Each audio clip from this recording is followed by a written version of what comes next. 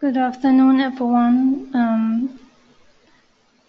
My name is Onmongkon from Finlabs, Thailand. Would like to present two main sectors for today, which is ICT and banking sector. First one would be the ICT sector, information communication technology. The current issue on ICT sector would be the re-auctions of the 900 MHz spectrum. Let me flash you back on the particular issue on the ICT sector. This particular slot of the 900 spectrum was won by the Jazz Mobile. However, the Jazz Mobile had been default on the spectrum payment on the March 21st after its Chinese partner could not provide the funding in time. So there will be a re-auction for this particular slot.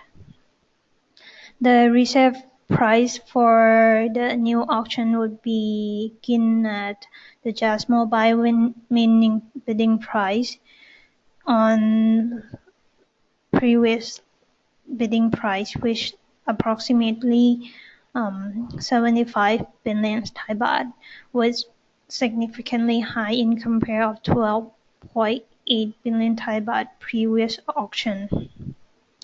In addition to the high reserve price, the new guarantee conditions would also require the prospective bidder to pay 5% of new reserve price, or approximately 3.7 billion Thai baht before auctions, against only 0.6 billion Thai baht what they have in previous auction. And also, if the bidder default on the license payment, NBTC would confiscate the bank guarantee plus the compensation payment of 11.3 billion of the, or approximately 15% of the new reserve price. Overall, the term payment would remain the same, which comprise of 4 installments. First year would be approximately 8 billion Thai baht. The second and the third year would be 4 billion Thai baht, and the remaining would be on the fourth year. Advance was offered the outright to take over this particular slot with 3 conditions, which first one would be they need to subject to shareholder approval, voting more than 75%, which this particular chunk include the InTouch Holding, which currently they hold advance of 40.45%, and Singtel, which approximately 23%. Second would be NBTC need to extend its 2G cutoff deadline from April the 14th. The last one would be it has to be able to utilize fully 10 MHz. Please take a note that this particular slot is attached to the 850 MHz frequency of DTAC. So they'll require certain guard band, like if there are no further investment and they need to reserve at least like 2.5 MHz in order to be smoothly operated. However, the Jantai Chef General Prayut Chan-o-cha last week has issued an order of Section 44 of the Interim Constitution to solve all the problems stemming from pushing of 4G 900 MHz auction last December.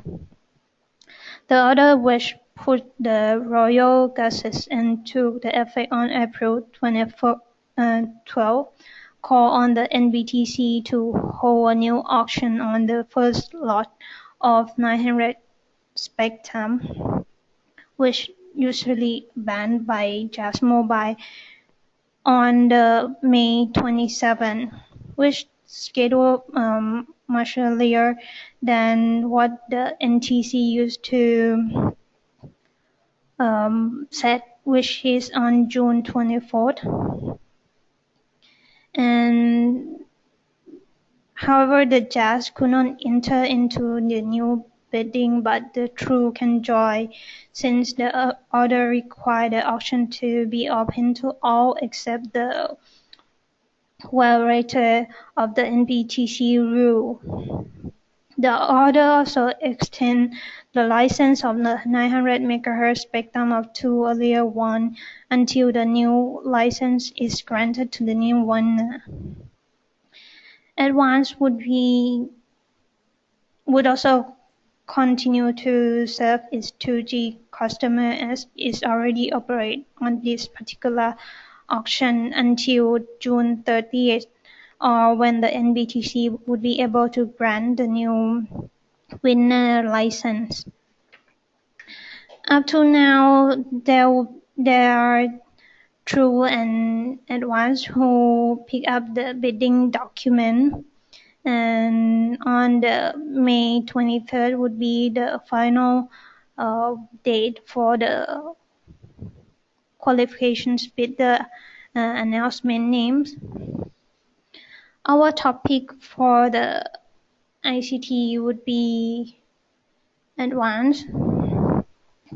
We think that Advance would be the only mobile operators that could remain profit if they win the new auctions.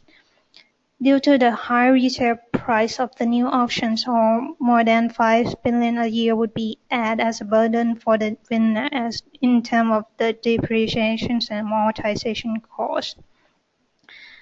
However, in the long run, this reason would draw down the average operating cost, as mostly the cost structure of the ICT or the mobile operators are largely in the chunk of the network. However, in the short term, them as the high competition to steal each other market share would push up the marketing cost. We believe that if the Advance win the new bidding, it could allow to retain its 2G customer, which approximately 7 million out of total of 38 million subscriber base. Second would be allowed to the company to have the lower capex in the future. And last would be boost the competitiveness in terms of the bandwidth, which will increase up to 55 MHz compared to currently 45 MHz. The current 45 MHz are comprised from two parts, which is 30 MHz the license that they own already, and another potential of 15 MHz on 2100 MHz spectrum, which currently they sign MOU with TOT. This particular, if they win another 900, it would be bring in terms of total bandwidth on par to the peer, like True they currently got like 55 MHz and DTAC already got 50 MHz.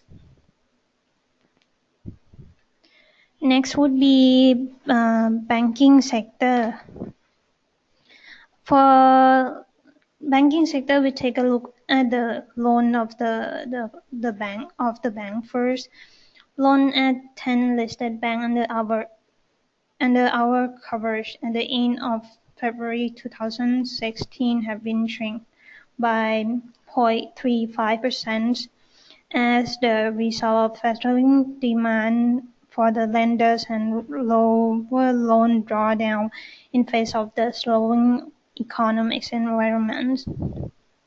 The high purchase focused bank also continued to pinch from continuing slump in vehicle sales, which caused the loan repayment outstrip the new lending. The loan shrinkage marked reversals from the loan growth up to 2.1% of year 2015, the same period, helped by the largely from the consolidations of the Bank of Tokyo Mitsubishi loan portfolio into Bay after the merger. If you strip out the effect from Bank of Tokyo Mitsubishi loan portfolio into Bay, loan of the 10 listed company that under our coverage would still contract 0.2% in year 2015 till February. However, the pace of the loan contraction this year was still steeper than what they was in last year. So even though we expect loan to pick up in March on the back of increase in corporate loan drawdown and rising vehicle sales, which driven by the annual Bangkok International Motor Show, the year-to-date loans still remain under contraction territory compared to the end of year 2015. Our forecast would push the loan contraction in the first quarter of year 2016 by 0.1% year-to-date. For the persistent of the slowdown in lending, we cut into interest income, though the low cost of funds would remain on decline thanks to the repricing high cost deposit with the low cost deposit. NPL would also continue to keep rising on the basis of we estimate combined profit of 10 listed banks under our coverage would come in 46 billion or down 11.4%. In year-on-year term, TMB is expected to be the best earning performer in the sector with the profit estimates to rise of 66% year-on-year to 2.7 billion, as is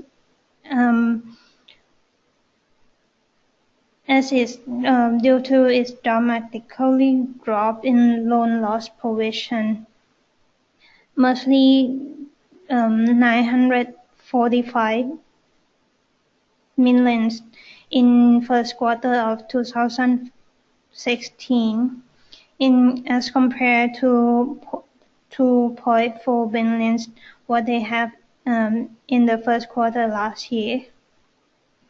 For the Q-on-Q perspective, banking sector forecast to rise 6.4%, as the expense in the first quarter would be seasonally lower than what they have in the fourth quarter, when the expense of the banking space normally hit highest of the year and the banks pay bonus to the employee. Our forecast, KBank will deliver the best-in-class earning performance among all the listed banks under our coverage, helping by the drop in expense after it took massive one-time asset impairment charge in fourth quarter of 2015. We estimate KBank to chunk up its net profit growth up to 67% compared Q-on-Q basis. The recent cut MLR by number of banks took the market by the surprise, as only lending rate were cut. The move come despite the fact that Bank of Thailand Monetary Policy Committee left its key interest rate on hold at last policy meeting. The above rate cut would take a bite out of interest rate margin and slide down around 2 to 4% out of year 2016 net profit forecast for the bank sector. We remain neutral positions in banking space.